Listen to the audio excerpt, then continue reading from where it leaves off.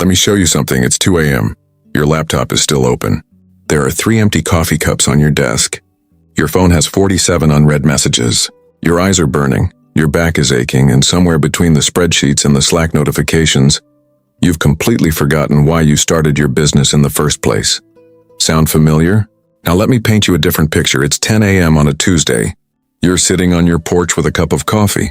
A hot one because you actually have time to drink it. Your business made $30,000 last month. Your team handled everything. Your systems ran overnight, and you worked exactly 4 hours yesterday, and you won't work again until Thursday. That second picture? That's not a fantasy. That's not a motivational poster. That is a business model. And today I'm going to show you exactly how it works. Now, before you roll your eyes and say, "This sounds like another internet guru selling a dream," I want you to stay with me. Because everything I'm about to share is grounded in real business principles, behavioral science, and the documented strategies of some of the world's most successful entrepreneurs. This is not about doing less because you're lazy. This is about doing less because you're smart. Here's the hard truth that nobody in the hustle culture community wants to say out loud. Working more does not mean earning more. In fact, for most entrepreneurs, working more is the single biggest obstacle standing between them and real wealth. And by the end of this video, you will understand exactly why, and exactly what to do instead. So let's get into it. Part 1. The Hustle Lie. Why grinding is keeping you broke. Let's start with a question. Who taught you that hustle equals success? Think about it. Somewhere along the way, you were handed a belief system that said, the more hours you put in, the more successful you'll be. Wake up at 4 a.m., sleep when you're dead, no days off, 10 toes down. Outwork everybody. And here's the tricky part. That belief system is not entirely wrong. In the early stages of building something, hard work matters, effort matters, showing up matters. But there's a critical point and a turning point that most entrepreneurs completely miss. And that is the point where more work stops producing more results. Economists call this the law of diminishing returns. It simply means that beyond a certain point, every additional unit of input produces less and less output. A farmer who waters his crops once a day sees great results. A farmer who waters them 10 times a day drowns them. The same is true in business. Studies from Stanford University found that productivity per hour drops sharply after 50 hours of work per week. After 55 hours, productivity falls off so steeply that those extra hours produce almost no measurable output. Yet millions of entrepreneurs wear their 80-hour work weeks like a badge of honor, completely unaware that nearly half of those hours are producing almost nothing. But it gets worse. Because overwork doesn't just reduce your output, it actually breaks your thinking. When you're chronically overworked, your prefrontal cortex, the part of your brain responsible for strategic thinking, creativity, and decision-making, becomes severely impaired. You start making reactive decisions instead of proactive ones. You start solving symptoms instead of root problems. You become a firefighter in your own business, running from crisis to crisis, never building anything that lasts. And here's the cruelest irony of hustle culture. The harder you work inside your business, the less time you have to work on your business. You get so busy being an employee of your own company that you never become the CEO of it. This is what Michael Gerber called the E-myth, the entrepreneurial myth. Most people who start businesses aren't entrepreneurs. They're technicians who had an entrepreneurial seizure. They were good at a skill, so they started a business doing that skill. And now they've just created a job for themselves with the worst boss they've ever had, themselves. The goal was freedom. The result was a prison with better branding. So how do you break out? You break out by completely rethinking what your job as a business owner actually is. Part 2. The mindset shift, from operator to architect. Here is the most important reframe in this entire video. Write this down if you have to. Your job is not to do the work. Your job is to build the machine that does the work. Read that again. Every 7-figure business owner I've studied, every successful entrepreneur who has achieved what we're talking about today, made one foundational mental shift at some point in their journey. They stopped thinking like a worker and started thinking like an architect. A worker shows up and builds. An architect designs the blueprint so that others can build, and the building continues whether the architect is there or not. Think about Walt Disney. Walt Disney didn't sweep the floors of Disneyland. He didn't run the ticket booths. He didn't manage the concession stands. Walt Disney designed the experience, the system, the vision, the culture, and then he built a machine of people, processes, and principles that delivered that experience consistently, whether he was there or not. That's why Disneyland still operates today, decades after his death. He didn't just build a park, he built a system. Or think about Jeff Bezos in the early years of Amazon. At some point, Bezos made a decision that changed everything. He decided that his most important job was not running Amazon, but designing Amazon. Designing its culture, its principles, its infrastructure. He famously said that if he had to make 50 decisions a day, he had failed.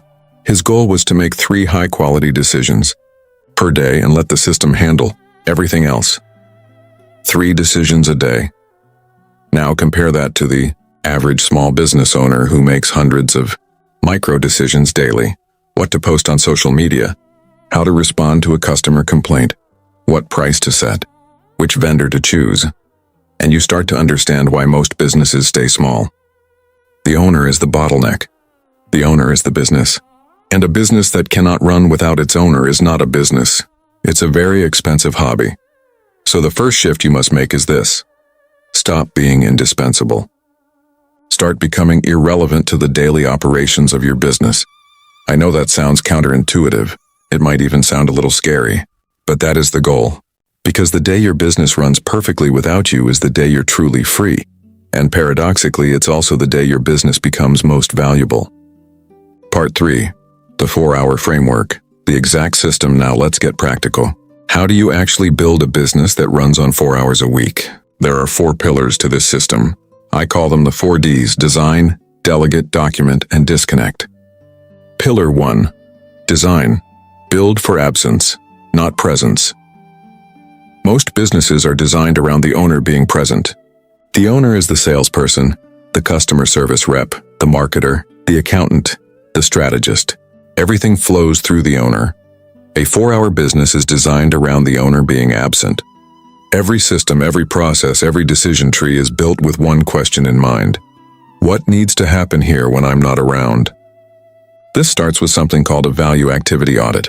Take a piece of paper and write down everything you do in your business over the course of a week. Every task, every meeting, every email, every decision. Then next to each item, write one of 3 things. H for high value, L for low value, or E for eliminate. High value activities are the things only you can do. Strategic decisions, high-level partnerships, creative vision, culture setting. These are the things that genuinely move the needle and require your specific insight, relationships, or genius. Low-value activities are things that need to be done, but don't need to be done by you. Responding to routine emails, scheduling, data entry, basic customer support, content posting. These are tasks that can be done by someone else, or by a system. Eliminate activities are the things you're doing purely out of habit, fear, or a need for control that produce no real value at all. Most entrepreneurs are shocked to discover how much of their week falls into this category. When you complete this audit honestly, you'll typically find that only 10 to 20% of what you do every week actually requires you. The rest, it's either delegatable or deletable. That 10 to 20%, that's your 4 hours. Pillar 2, delegate. Build your liberation team.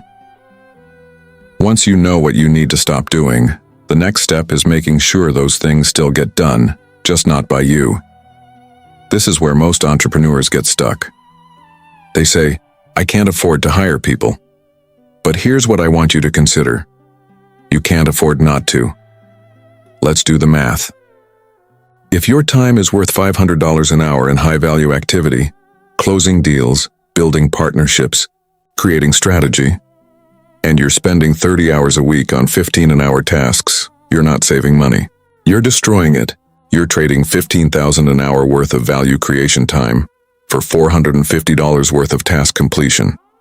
Now, delegation doesn't mean you need a full-time team overnight. It starts small. It starts with a virtual assistant. It starts with a freelance specialist. It starts with one person who can take 10 hours of low-value work off your plate every week. But the key to effective delegation is not just giving someone a task. It's building what I call a decision filter for each role. A decision filter is a simple document that answers the 3 questions every team member needs to operate independently. What is the goal? What are the boundaries? What should they do when something unexpected happens? When your team has decision filters, they stop coming to you with every question. They stop needing your permission to move forward.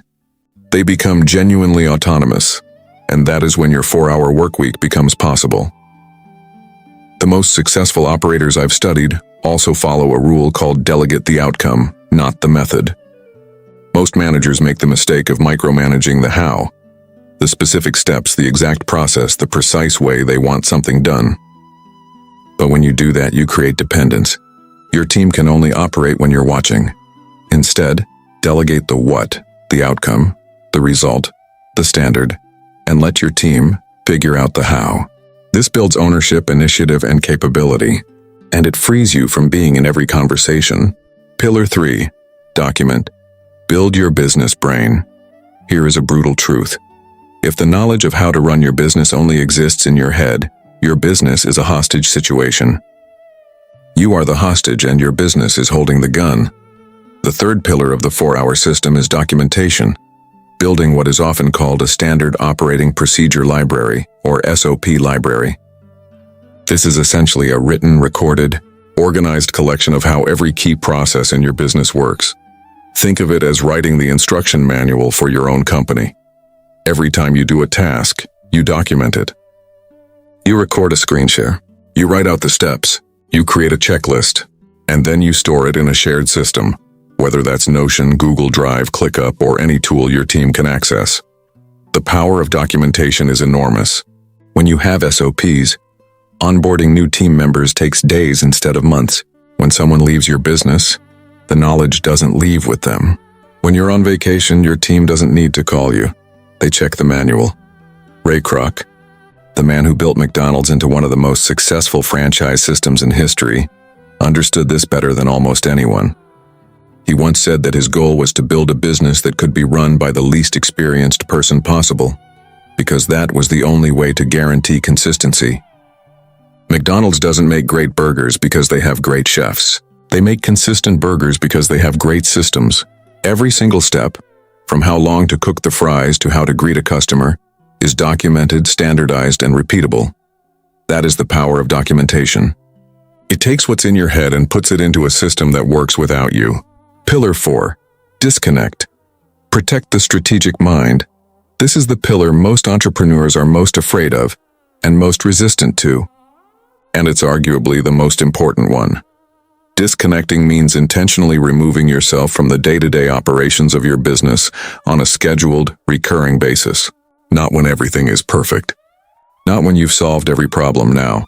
While things are still messy and imperfect and slightly terrifying. Here's why this matters so much. Presence creates dependency. When you are always available, your team never develops the muscle of independent decision-making. They always have you as a crutch. The moment you remove yourself, even briefly, and they are forced to step up. And most of the time, they surprise you. Bezos talked about this. Branson talks about this. Every founder who has successfully scaled beyond themselves will tell you the same thing. The business got better when they got out of the way. But disconnecting serves another critical purpose. It protects your strategic thinking time. Here's something the hustle gurus don't tell you.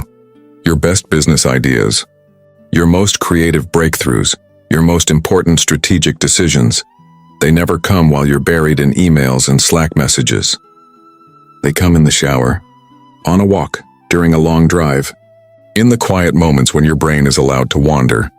Neuroscience calls this the default mode network, a set of brain regions that become most active when we're not focused on specific tasks. When you're daydreaming, resting, or just being present, your brain is actually doing some of its most sophisticated work, connecting patterns, solving problems subconsciously, generating insights. By staying perpetually busy, by filling every minute with tasks and content and calls and emails, you are essentially turning off the most powerful thinking engine you have. The 4-hour entrepreneur protects silence. They protect white space. They schedule nothing, and that nothing is often where the $1 million ideas live.